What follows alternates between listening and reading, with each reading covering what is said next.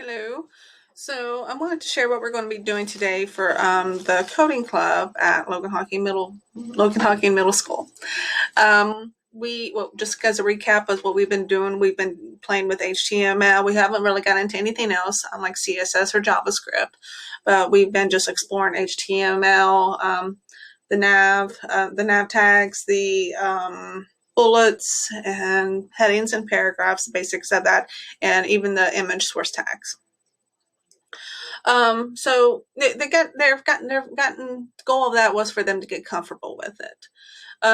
The idea of somebody completely building from scratch, like the bare bones scratch, a website. I'm sure some people do, but it just takes so much time. And there's so many templates out there that you can use that, whenever you only have so much time and you just maybe it's because you only have so much time, or maybe you just need something like more of an instant gratification, um, to see that you're making some progress. So either way, we're going to kind of switch gears a little bit.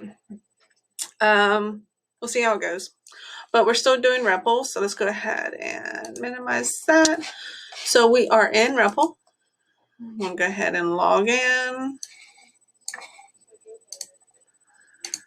Let's try to log in that way.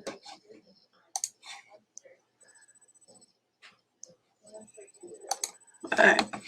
So what we're going to be doing today, instead of clicking on New REPL, that's not what I want. Okay. Instead of clicking on New REPL, what we're going to be going is to templates. And then we are going to filter down to HTML, CSS, and JavaScript. Looks like they've added a couple ones since I was in here last. Okay. Anyways, I still know where we're going. We're going to the Bootstrap e-commerce site. Okay. And it looks like there's no cover image, but you can see, I believe you can see the code here. Yes, looks like it. Maybe. There we go. So you can see all the code that has already been provided in here to build the e-commerce site. You'll see a lot of the tags that we've already explored, such as the list, the paragraphs. We've not gone into divs. So, we're just going to explore and see. The goal of today's class is to see what happens when we change one particular thing, and just to explore and see how the little things affect the layout and the aesthetics and the words, and just explore and practice with the template. Templates are great. The other side of that is that the templates have a lot of information in it. They already have all the HTML, CSS, and everything that's part of it, the template. And sometimes when you're trying to clean it up to suit your needs, there's a lot of stuff that you just have to try to figure it out. Like there's dependencies, and you're trying to make a change on one thing, but it's not changing. You got to see if there's a dependency or if it's nested in something that's preventing it from changing. So, templates are great, but they're not a perfect solution all the time. It just, they work, but you just got to put some more work into it. Okay. So the way you would go beyond after you go to this is you go to fork it. And this is basically means that you're copying the code, and you're going to be able to control it and make edits to it. Now, part of the community within computer science is big on open source, which means basically everybody's, a lot of people, a major part of the community shares their code, what they write, so that other people can use it for their own personal projects. And one of the popular platforms that are out there to help do that is something called GitHub. Now, GitHub, I do believe you have to be 13 or 14 to have an account. And that's my understanding. A lot of the middle schoolers that I work with are 10 or 11, so they don't meet that age requirement. So this is how we're kind of going about it, and just play with open source and see what it is and how we can use it to our benefit, as it's intended. To create something. So this is REPL. You can see it copied all the files that I have in here, index, CSS, and such. And then we'll, just like you do normally, if you hit run, it comes up with the preview. You can see it's got a lot of lorem ipsums, which is basically just, content filler, instead of having to try to figure out what to write in it, because copy is called copywriting, and that's a skill on its own. Just put some lorem ipsum in there and just don't worry about it. Get everything else in there. So this is what we're going to be doing today. We're going to be exploring what open source is, how we can use it in this capacity. Like I said, their age, they're not able to have a GitHub account yet. So using REPL.it, it could be a good way for them to explore, some templates out there and learn about open source and how they can customize something without completely going from scratch. So you can see the line 1, doc type HTML. It's saying it's an HTML file, has a class already assigned to it. We're not going to worry about that. We're going to leave it alone, but it's not going to be focused right now. We have a head, and then there's the closing head. It's got some metadata, which is important, but they're not something that we really see. So it's not going to be something we're going to worry about right now. It's more intended just for the way it's going to look on a browser and possibly for SEO.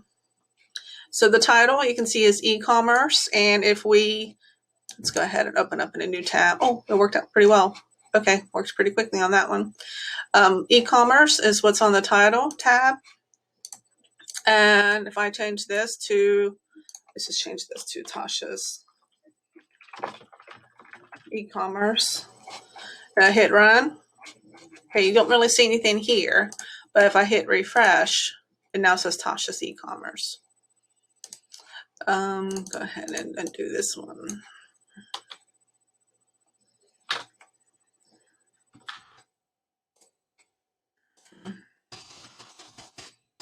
Okay.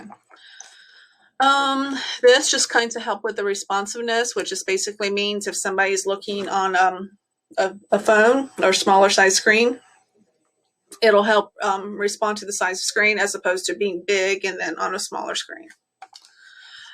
This tells us this as a comment saying that it's importing fonts. So the fonts that we're using are not our basic web browser fonts. It's something that's imported, been created and designed from an external party, a third party, and we're going to be importing it. And there's just another comment that the source sans pro. I'm not sure what exactly that's trying to say, but probably something just in relation to here. But these are where we're grabbing the fonts. So you can see this is just basically the fonts that we're using. We're importing. It's Google, looks like Google fonts. Okay.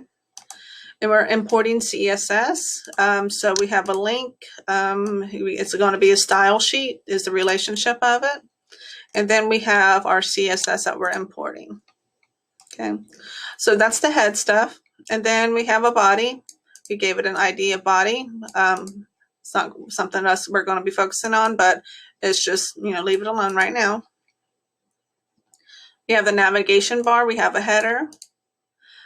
We have a div class, and the div can be think of as a divider, or like a section, however you want to kind of look at it. But it's just like everything within this divider, like there's a opening divider and a closing divider, and everything in between has an identity called, or has a class called container.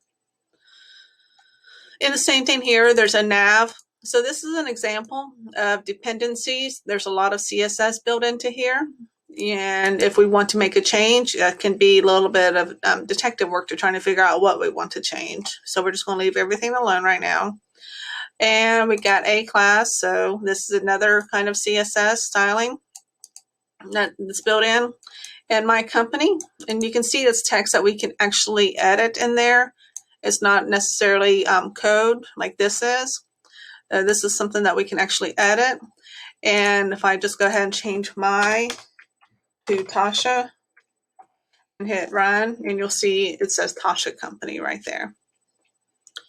So this is we're going to see how well this goes. Them actually creating something where they can see more of a final product.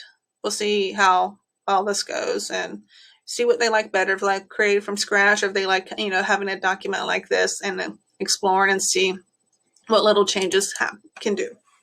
So let me know if you have any questions, or if you have an interest in doing something similar for your schools or organizations in your area. I'd be happy to come in and help. Thank you.